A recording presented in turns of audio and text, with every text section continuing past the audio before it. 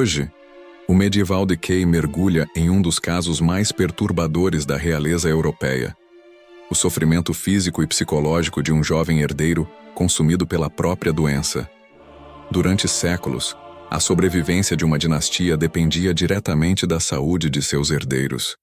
Dentro das monarquias europeias, o nascimento de um príncipe representava estabilidade política, continuidade da linhagem e preservação do poder aristocrático. Por esse motivo, qualquer sinal de doença envolvendo membros da família real rapidamente se transformava em preocupação para toda a corte. Em alguns casos, porém, o problema ultrapassava completamente os limites da medicina medieval. Registros históricos descrevem um jovem príncipe europeu que passou anos mergulhado em sofrimento constante, dores físicas intensas e episódios recorrentes de gritos durante a madrugada dentro do próprio palácio. Inicialmente, médicos acreditavam tratar-se apenas de uma enfermidade comum da infância aristocrática. Na época, doenças respiratórias, deformidades ósseas e infecções eram extremamente frequentes entre crianças nobres da Europa. Mas com o passar dos anos, a condição do príncipe tornou-se progressivamente mais perturbadora. Cronistas da corte descrevem noites inteiras marcadas por crises de dor e episódios de desespero físico que podiam ser ouvidos por criados e guardas nos corredores próximos aos aposentos reais. O ambiente do palácio começou lentamente a mergulhar em clima constante de tensão. A medicina europeia daquele período possuía recursos extremamente limitados. Sangrias, ervas aromáticas, substâncias à base de metais e práticas religiosas eram frequentemente utilizadas como tratamentos para praticamente qualquer enfermidade. Em muitos casos, os próprios procedimentos médicos agravavam ainda mais o sofrimento do paciente. Ao mesmo tempo, famílias reais europeias frequentemente conviviam com problemas genéticos graves. Casamentos entre membros da própria aristocracia eram comuns durante séculos, especialmente como forma de preservar alianças políticas e manter linhagens dinásticas. Como consequência, deformidades físicas, doenças hereditárias e distúrbios neurológicos tornaram-se relativamente frequentes dentro de determinadas monarquias. No caso desse príncipe, relatos históricos mencionam dores constantes, dificuldades físicas progressivas e episódios emocionais cada vez mais severos. Durante determinados períodos, membros da corte passaram a evitar corredores próximos aos aposentos reais durante a madrugada, devido aos gritos do herdeiro. O problema deixou de ser apenas uma preocupação médica e começou lentamente a assumir dimensão política. A estabilidade da sucessão aristocrática dependia diretamente da sobrevivência do príncipe.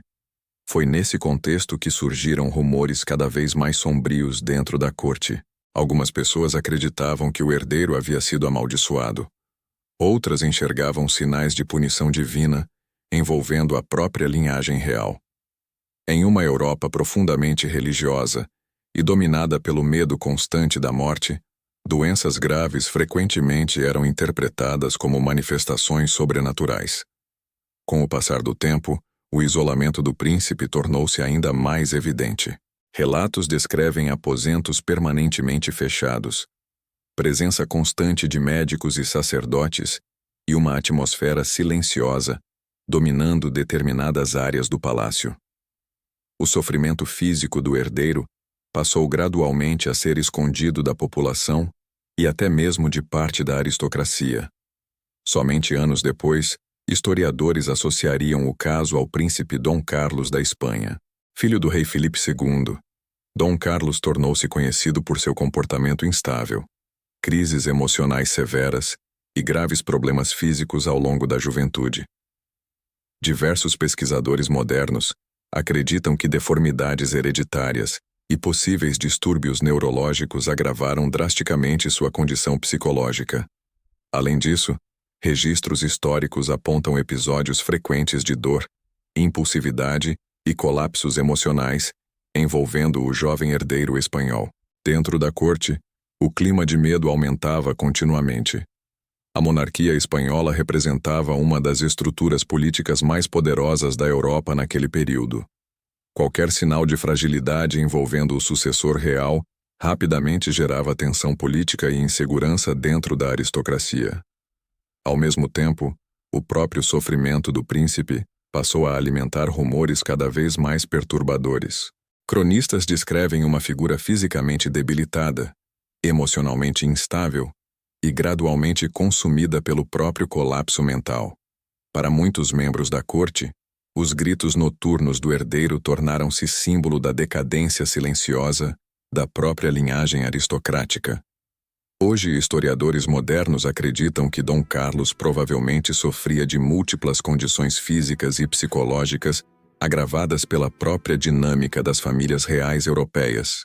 O isolamento, a pressão política e os problemas genéticos acumulados ao longo de gerações criaram condições extremamente destrutivas para diversos herdeiros aristocráticos da Europa medieval e renascentista. O caso do príncipe espanhol permanece como um dos retratos mais perturbadores dessa realidade. Mesmo cercados por riqueza, ouro e privilégios absolutos, muitos herdeiros da realeza europeia viveram presos em ambientes dominados por sofrimento físico, superstição e decadência psicológica. Se você aprecia histórias sombrias da realeza, mistérios esquecidos e os lados mais perturbadores da história humana, inscreva-se no Medieval Decay.